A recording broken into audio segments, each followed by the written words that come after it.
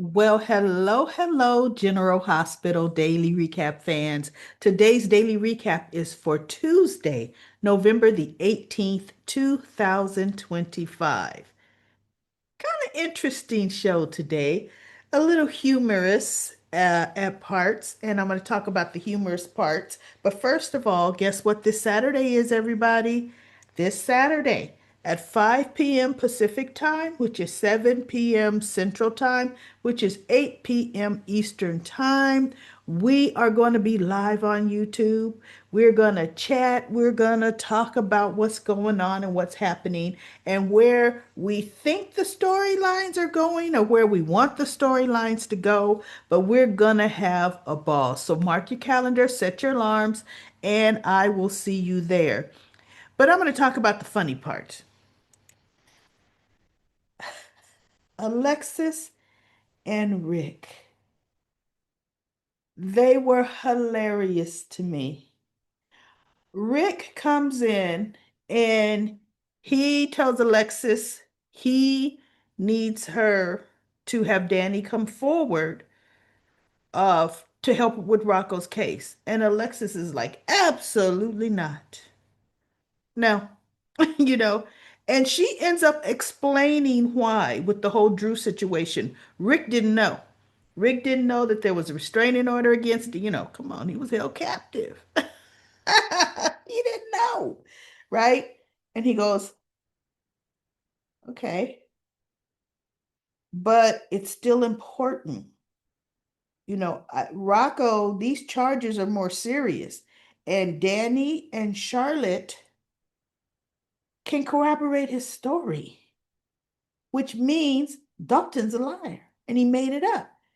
So when he said, what if I give you something else to help you with Willow's case, another suspect? And he said, remember, he said Portia Robinson yesterday, and she said, funny you would mention the name Portia Robinson. So he says, okay, Alexis says, tell me, how would Portia fit into, okay, how does Portia fit into the Willow case? And he goes, well, I'll tell you, but you got to give me a deal with Danny. And she goes, whoop, she opens the door. She goes, out the door you go. And he goes, okay, I'll tell you. She closes the door. Oh, goody. So she closes the door and he says, remember when I was one of the first cases I took when I got to town was the Heather Weber Cobalt case. And she said, yes, I know that. And he says, I had Heather's test rerun. I had them rerun at an independent lab. The results from the GH lab showed that her levels were still the same, meaning she was just as dangerous as she'd ever been. But yet the test results from the independent lab show her levels were way down. Heather had been saying, no, she feels different now. Sure enough, the test has been tampered with. And Alexis looks at him and says, okay, by who? He said, a person that had the access to. A person that would have a reason for Heather Weber to stay in jail. And she looked, she goes, Portia Robinson, because her daughter was one of the intended victims of Heather, and she was trying to protect her daughter. She goes, okay, I could see that, but that still has nothing to do with the shooting of Congressman Kane, or she may have even just said Drew Kane, right? And he says, okay, you know what? Let's talk hypothetical. And Alexis looked at him and she goes, oh, goody. I love hypotheticals. She kind of sits on her desk and she's looking at him. And I started laughing because just the way she said it, right? Just rolled off her tongue. And he goes, hypothetically, what would you do if someone had evidence of a crime your daughter had committed, and this evidence could get said daughter thrown in prison? And Alexis looked at him. She goes, hypothetically? Ooh, I'd have to chain him down in my basement with a ball gag in his mouth. And Rick looked at her. He goes, yeah, still feeling that, by the way. But anyway, he says, what would your next thing be? Or would your next likely thing be?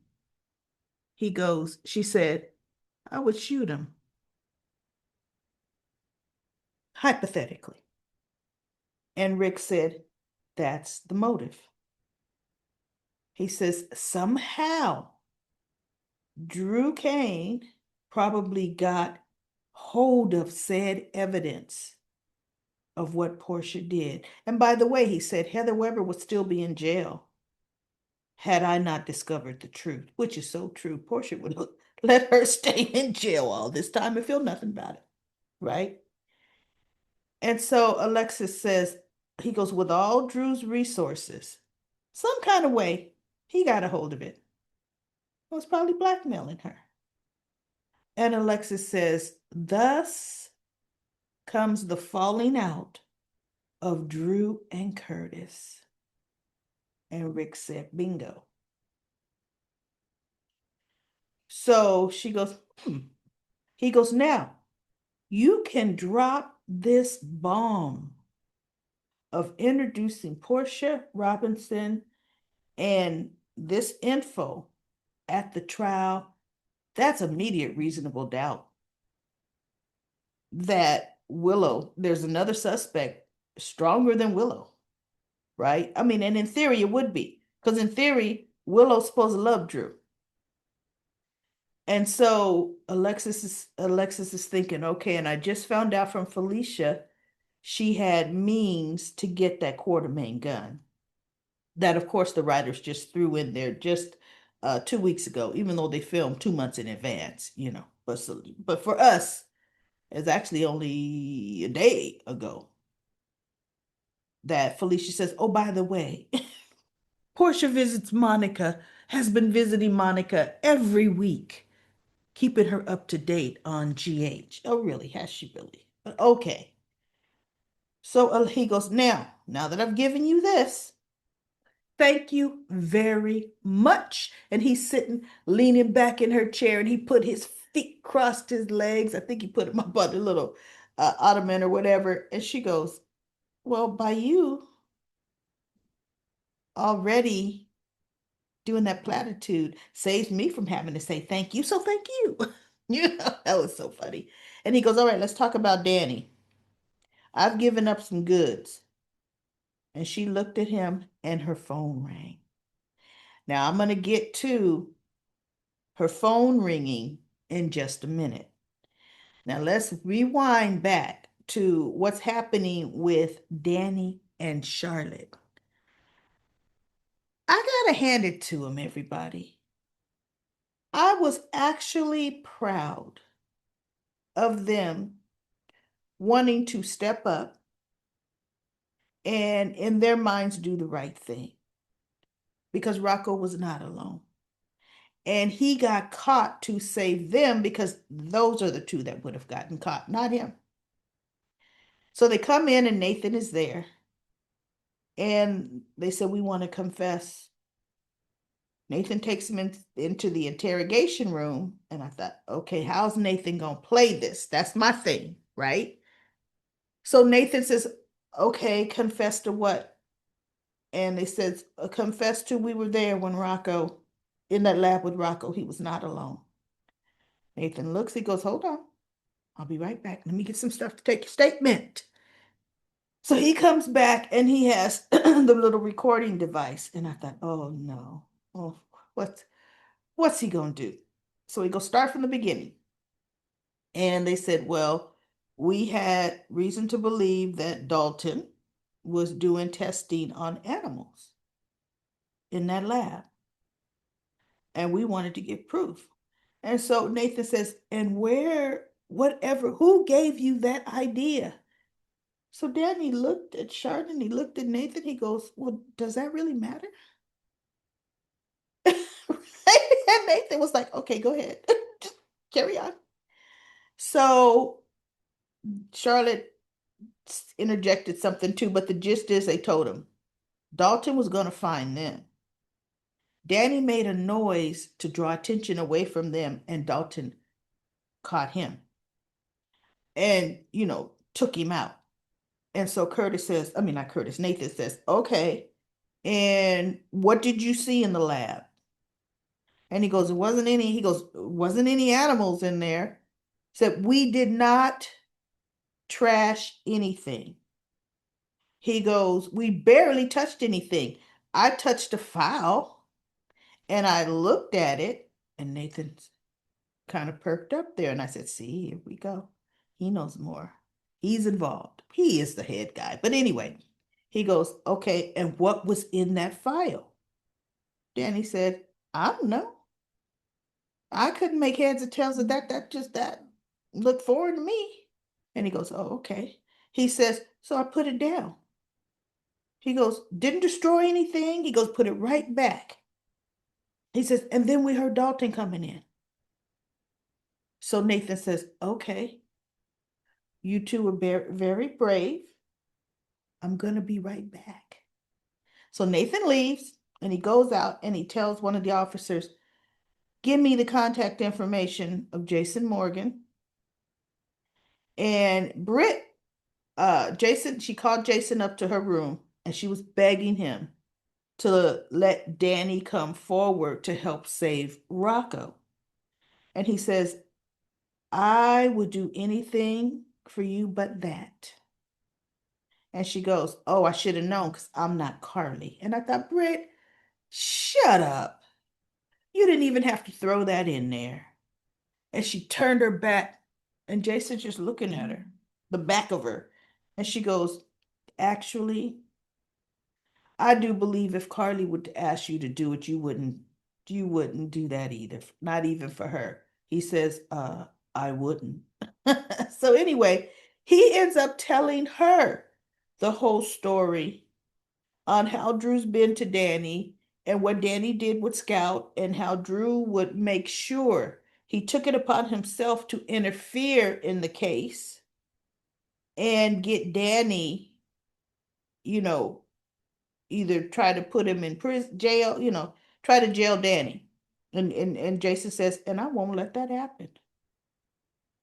Right? I can't let that happen. So anyway, she goes, okay, I understand. I understand now. Right? So Jason is standing there and his phone rings and it's Nathan.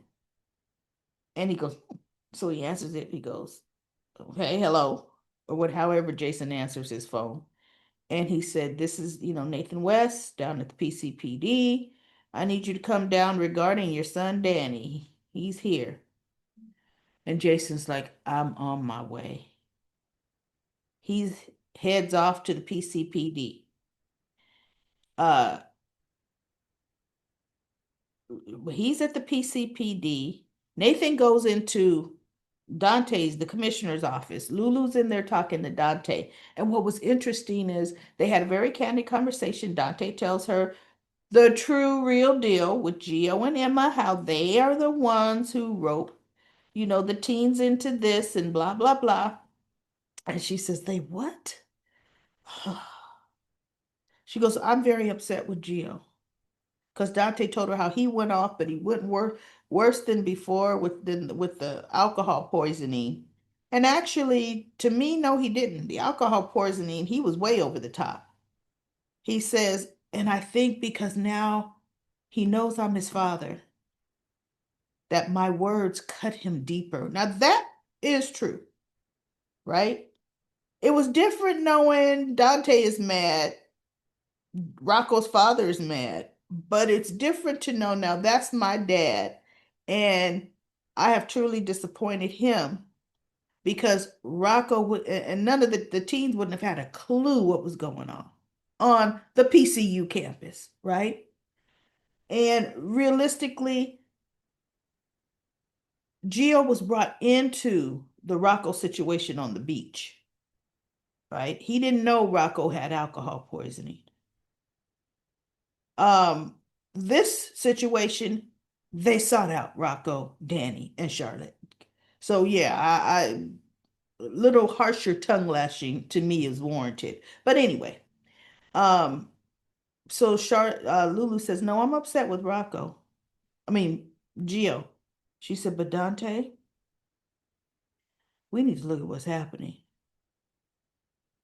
Rocco has been just lying to us. He brought Obrit to town, didn't tell her, met with her, didn't tell us.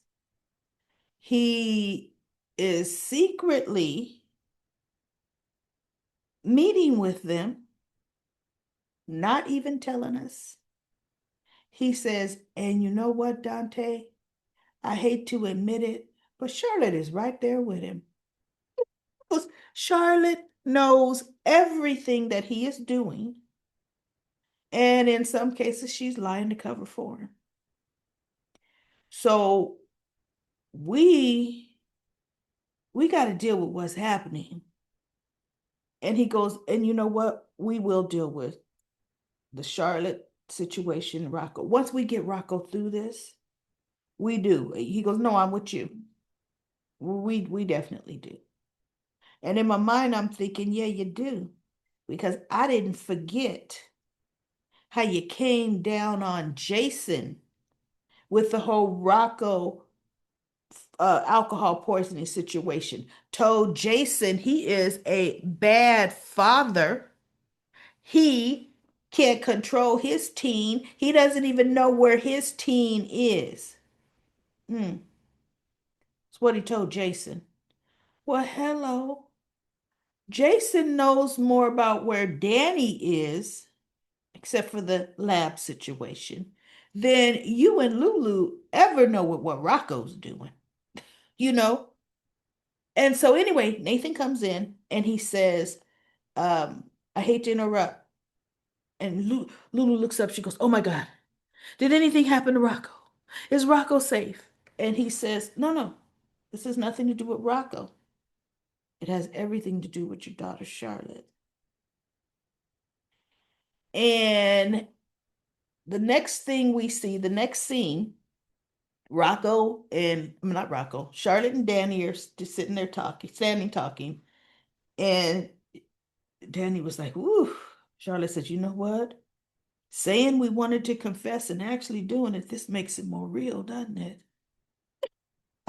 And he says, "Yeah." He says, "Yeah, it sure does." He said, "But we got to do this, Charlotte. Rocco is where he is, protecting us, and we know that. So we have to at least corroborate his story, right?" And she goes, "No, no, you're right. You're right." She said, "What the hell is juvie? Can't be that bad, right?" And I'm thinking, not for Helena Jr., it won't be. Girl, you gonna be running juvie cell block C before you know it.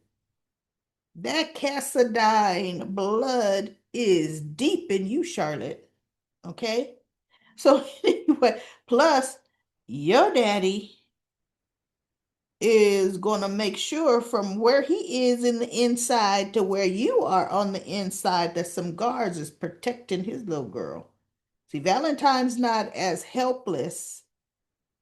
Valentine is not as helpless in the pokey than he would think. Just like Brennan when he was in there was running things, so is Valentine. So anyway, the door opens, and they were just talking about Juvie. They hear the door open, so they turn towards the door, and there's that picture up there in the left. Who do they see? Nathan walks in. Jason's behind him, Lulu and Dante. And Danny looks at his father. Charlotte looks at her mother. And Jason gives Danny that look, and Danny was like, uh-oh.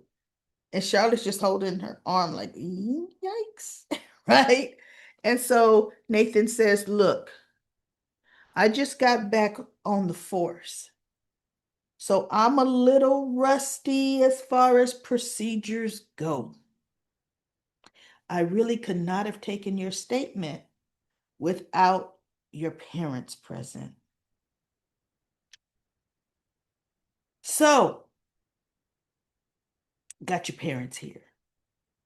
And Danny says, okay. And I'm still going to make my statement. And Jason says, no, you're not. And he looks at Jason, and Charlotte says, me too. Lulu says, no, you're not. And Dante says, look, we are going to make sure that whatever happens, you two aren't making it worse. Right?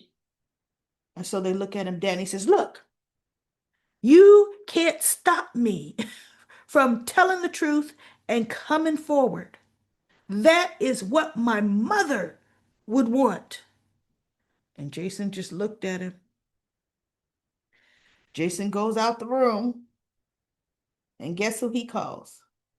Alexis. Remember I said Alexis was talking to Rick, and then Alexis got a phone call, hence the phone call. And he said, Alexis, is Jason. I need you to come down to the PCPD right now.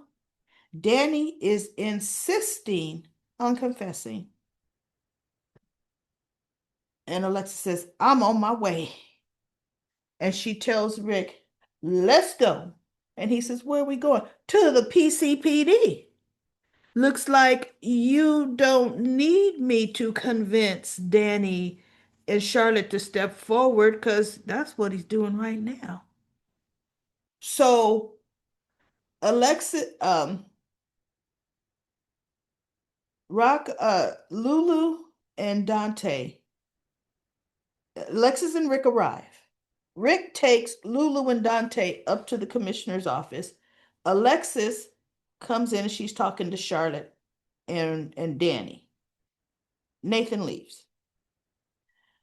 So he goes, Grandma, and he goes, why did you call her? And Jason said, because she is your attorney. And Alexis says, Rocco, Danny, let me have a conversation with you. I never thought I would have to have this kind of conversation with you. But here we are. Don't ever, ever talk to the police without your attorney present, meaning me, ever. Do you understand me? And he's like, right? Because I was thinking, come on now, in the real world, teens come in to confess. Ain't no cop gonna call their parents. They taking the whole statement. Really, parent come, they visit them behind bars, juvie bars. Come on now. So anyway, she tells him, okay. Now, when Rocco was charged with a misdemeanor, there was no need for you and Charlotte to implicate yourselves because the plea deal was going to be just community service. And it wasn't going to be anything on his record long term, right? But now that the professor has made the statement that he's made and he's lied, now it's a felony. You and Charlotte, your statements do matter now. And Rick is upstairs saying the same thing to Lulu and Dante. That due to the severity of Rocco's charges, Yes, Charlotte and Danny are needed because they were there, right? He says it will negate, and now we go back to Alexis talking. She goes, with your two statements and Rocco's statements, Owen 100% contradicts Dalton's statement as a lie. Now, I'm going to go after Dalton for submitting a false statement. We're going to go after him. And Rick was pretty much saying the same thing to Lulu and Dante. So it kind of left it hanging there, right? Kind of left it there. But that was it was pretty good. Now it's like, okay, y'all, we need you. But Britt has gone to see Marco. Marco's talking to his father and he's saying, Dalton, it can blow up our whole organization or whole operation. And I thought, our operation? I thought you were just your father's legal counsel. But you act like you running it with him. And he says, what are we going to do with Dalton? He is a loose cannon. He says, and now Dalton has said there was hazardous chemicals in the lab. And uh, what's his name? Sidwell was just like, oh, God, Dalton. Yes, he is a problem. I'm going to have to remove him from the lab situation. And Marco said, he goes, because I've already put Britt over him. But I guess that's not enough for him. And so Marco's like, okay, but you need to tell the person you're working with, the actual person in charge, what's happening and what's going on. And Sidwell says, no, no, not yet. Nope. See, there's somebody higher than Sidwell. Maybe higher than Nathan, too, because Nathan knows what's going on. But could be Nathan and Sidwell, like he told Marco, because Marco says, okay, who is this person? He said, now that, Marco, is a need to know basis. And you don't need to know. It's imperative that the identity remains a secret. So he says, but rest assured,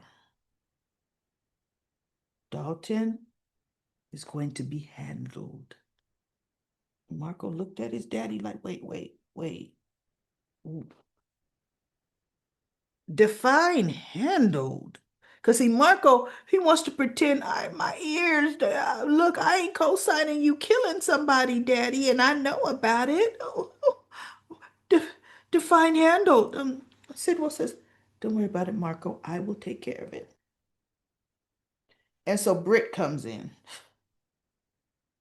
And she goes, I need to speak to your father alone. So Marco looks at Sidwell. And Sidwell says, fine. So Marco leaves. See, Pajama Pascal, she hasn't seen, see, look, I'm so used to Pajama Pascal. PJ Pascal, she has not bumped into him yet. That's interesting. So anyway, he goes, okay, to what do I owe this visit? And she said, how dare you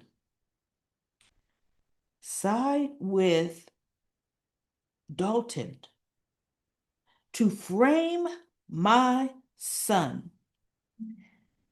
And Sidwell says, he gets that look like, huh?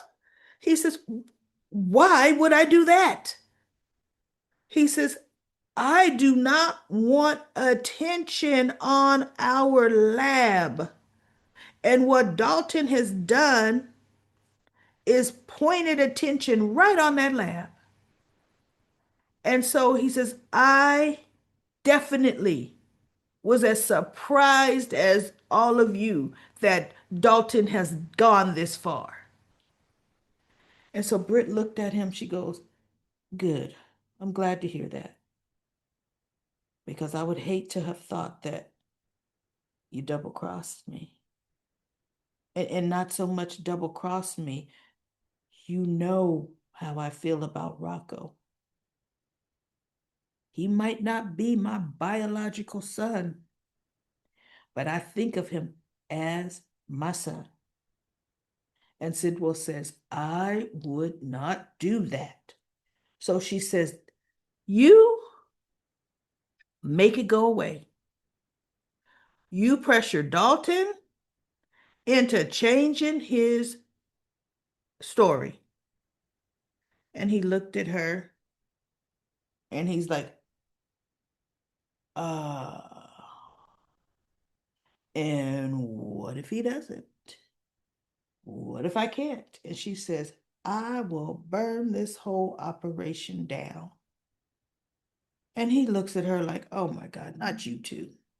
Oh my God, am I gonna have to handle you too? And I'm thinking, Brett, yikes, right? So because he goes, look, how much does Rocco know? She says, Rocco does not know that I work at that lab. He doesn't know. Now, she's forgetting that Fair Emma does. And she knows Emma put Rocco and the others up to it. She's just saying that to throw Sidwell off because Rocco could very well know that Britt is working in that lab too, because Emma could have told him. So anyway, it kind of left it there with Sidwell looking at her like, oh God, and now you think you could pressure me? you know?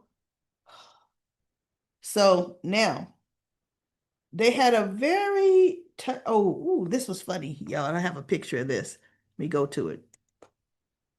Carly is now putting her plan in motion to cozy up to Jack again because she's been distant, because she's been mad, allegedly about the Vaughn situation. She brings this bottle of wine that he ordered months ago as an excuse. And she's telling him, bottom line, I was very upset. And he goes, over the Vaughn situation? She said, yeah. Mm-hmm. She says, and when I'm upset, I pull away. But I've missed you. I missed confiding in you. I mean, I missed our closeness. So, okay, I brought this wine. And they're drinking and they're talking. And he goes, I've missed you too. I've had some long runs, cold showers to kind of figure out how can I make this better. And Carly said, Jack is something that I have to forgive. And she said, and you know what? Forgive is probably the wrong word. Come to terms with that this is the way it is. And I have to really understand if I can live with that, you know, the secrets you keep. And he's looking at her. And what did you come up with? And she goes, I'm here, aren't I? But she said something else and she kind of turned. Maybe she said, I'm here, aren't I? After this scene with the picture there in the left. Because she turned and she was saying, I had to reconcile. So he walks up to Cart from behind and he puts both his hands, like you see in the picture, on her upper arms. And soon as he touched her, Carly did everything but jump out of her skin. She closed her eyes and she was like, why, this son of a is touching me? She was doing everything she could to contain herself. And that's when he goes, what did you decide? And she turned around, I'm here, aren't I? And she had even talked to him when they were talking and drinking wine. She says, the Metro Court didn't have this, and we didn't get it in stock. I had my guy scour in the city to find this wine. And he goes, why would you do that? She says, so I'd have an excuse to come to your door. And he goes, you don't need an excuse with me. She goes, yeah, I needed an excuse because it's hard for me to just really come to terms and blah blah blah. So they start making out, kissing, making out. Next scene we see they're uncomfortably on this couch, right? Jack is in the most awkward position I'd ever seen anybody in. Carly got her legs kind of like I'm clamping them shut, but I'm pretending. Hilarious. Her arms are still kind of like up under him, and he's uh kissing on her side, and her face, her eyes are kind of like, oh my God, he's kissing, oh, but like, oh yeah, ooh. And I'm like, she's not pulling that off. Well, his phone rings, and he looks over, she goes, you better get that. And he tries to kiss her again, and it continues to ring. She goes, no, you better. She did everything but kick him off of her. You better get that. It's WSB. It's saving the world. It's important. So he's like, soon as, and she's helping him get off, right? So he gets off to try to reach the phone. Carly snatches her legs up under her, straightening her suit like, oh my God. And he's Brennan, blah, blah, blah, whatever it is. He goes, we have to talk on a secure line. I'm going to have to call you from my WSB office. And he looks at her, he goes, I'm sorry. She goes, duty calls, okay. And he goes, will you be here? Will you be here when I get back? She says, probably not. And she says, but later tonight, I could try to come back. And he goes, oh, okay. Why would she be sitting in his hotel room waiting for her? She owns that hotel. She can go upstairs and get some work done. Hello. And she's like, no, probably not. Had Jack really been looking at her body language, her demeanor, he would know something's up. He would know. Because me watching this whole thing, I said, now see, you're missing the point, Carly, with what Valentine told you. He said, you got to sell it, and you got to sell it well. Because if Jack Brennan, if you mess up, Carly, and Jack will catch it, and then he's going to be on to you. And then that's going to put your daughter and my daughter in jeopardy. And she's like, I could do it. I could do it. Well, when Carly walked out of his room, she was like, oh, God. Like, I don't know if I could do this. Because I don't want to tear that man limb from limb. Right?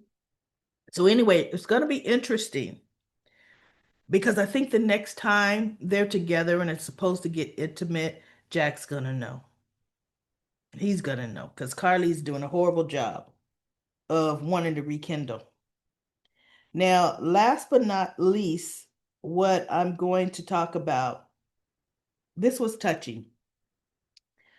Sunny is in Laura's office, giving her moral support. The election results are coming in.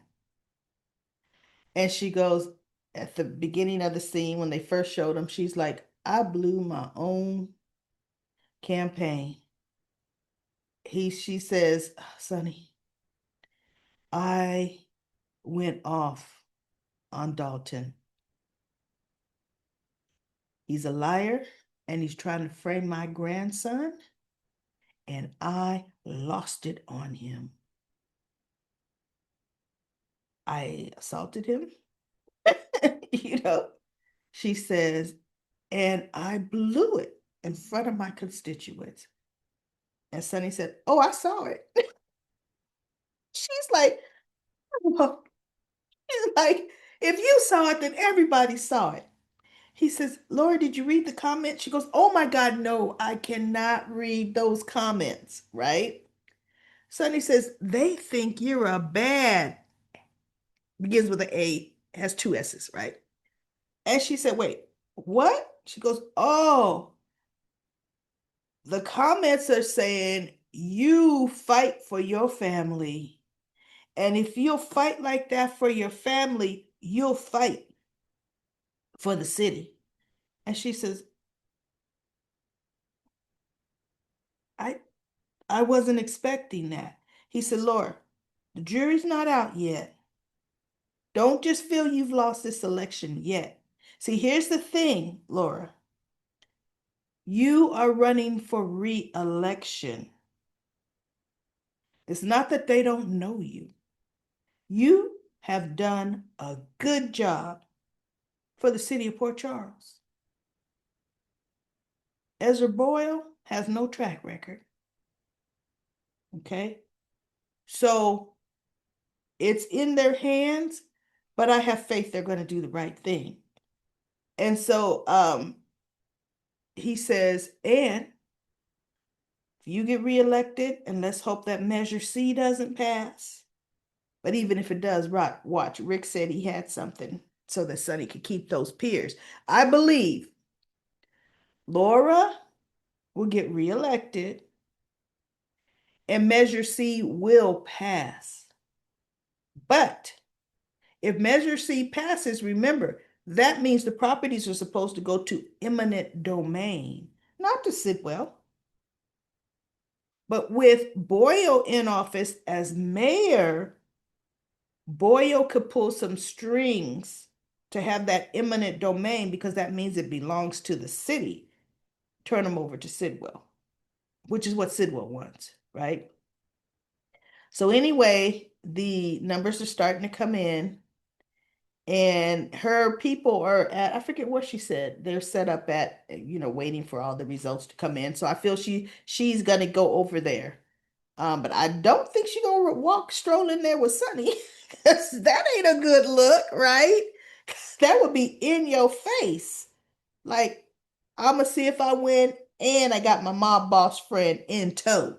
So I think Sunny will go home or wherever Sunny's gonna go, you know, and Laura will go to her office with her staff and get the results. But it's gonna be interesting how that's gonna work. I'm really interested in that. But anyway, everybody, that's it. It was a good episode. A GH today. I was happy with it. I laughed a bit with Alexis and Rick. They're hysterical together. Let's go to comment corner. Comment corner. I'm gonna get 5 minutes in on comment corner. And also, I want to remind everybody, here's the GH voice line. You can call and leave your voice comment on what's happening. I'm trying to stop this stopwatch. You could say, "Hey, this is what I liked about GH. This is what I thought about today's episode." 424-282-9796. That is the Comment Corner voice line. Okay. So now let's go to some comments from Comment Corner. I am getting ready to bring them up. There we go. Right now, I'm going from the bottom up this time. Now, when I say the bottom up, the comments that come right after I do a daily recap, like the first person who comments ends up being the first comment on the bottom because every comment that comes in after goes on top. It like builds. So yesterday I went from the middle down. The day before I went from the top down. Now I'm going to go from the bottom up. Okay. Now, and it starts with Black Purple Turquoise, who says, "I believe more than ever Curtis is not the father of the baby. Everyone's congratulating him. Yep, way too early for Poodle Puff. She hasn't even had a paternity test done yet. So, with this in mind, I think Isaiah is the papa to be in a few months, soap time. We'll see though. If it ends up being indecisive, Curtis's, indecisive. Well, what's indecisive? If the paternity test should say yay or nay. I don't see a whole lot of drama or anything like that, but that's simply me. And now we have Davette says, well, if anything she does comes out in the open, like getting the ketamine, I know, right? Uh, Getting the ketamine to Jacinda, getting the ketamine, getting Jacinda, and setting up Drew wasn't enough, she will have to come clean about sleeping with Isaiah, which is also against hospital policy. She should be losing her job one way or another. Who knows? Maybe Brad will show up and put the last nail in her career. I'm sure that Britt would be reinstated as a doctor much quicker. And let's face it, they're going to need one because Portia will be gone. They're going to need another co-chief of staff with Terry, which was what Britt was, right? And then Purple Turquoise says to Davette, oh, yeah, for sure. When everything Portia has done, including Isaiah, comes to light, I don't see her having a job left. I mean, maybe they would let her skate by on that. But working to drug Drew with Nina, I don't think that'll come out, y'all. If it didn't come out with Martin, I don't think that'll come out. And having altered Heather Weber's test, I think that'll come out. Nah, I don't see her surviving any of that myself. But GH may annoyingly strike against and let her off. Yeah, I know. General Hospital logic. We will see. And then Dorothy says, Daily Recap Lady, this grandma has been over Miss Portia for the longest. Oh, I haven't liked Portia in years. I don't think I ever liked her. From the way she got in between Curtis and Jordan. Trina is really going to be in for a rude awakening from her mother, the liar, once again. You are so right. Curtis really doesn't have an alibi either. No, he does not. Now let me scroll up and we have Lucy says, yeah, see y'all Saturday, November 22nd, live Comic Corner. See you there too, Lucy. I can't wait. And then Oki says, I like how Britt came for Emma. Well deserved. Emma needed a few home truths. Dante's self righteous behavior is grating. He must think he will have more bio kids coming through. Uh, why further alienate one of your kids while the other one's facing serious charging, telling Gio to go before he says something he's going to regret is stupidity. I can't with Dante. You barely speak with the kid as it is, then you tell him to go off. You ain't learned anything from 6 months. Get away from me with this foolishness. And Glitter says Dante forgets how he tears, how he treats his own little brother. Wait, Dante forgets how he treats his own little brother.